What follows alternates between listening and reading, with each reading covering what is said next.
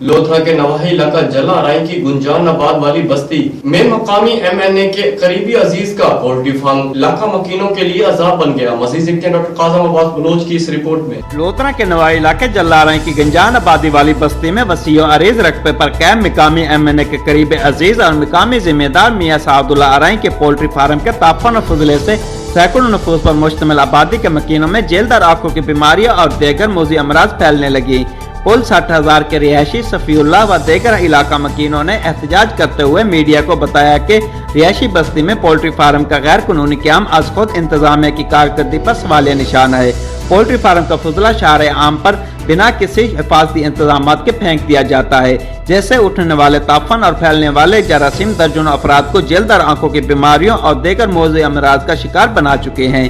मुजाहिरीन ने deputy commissioner lodhra Imran Qureshi व देगर हकाम आला से पोल्ट्री फार्म को फौरी तौर पर बंद करने का मुतालबा किया है। कैमरा टीम के साथ doctor Kazim Abbas Baloch, bureau chief, Raj news, lodhra.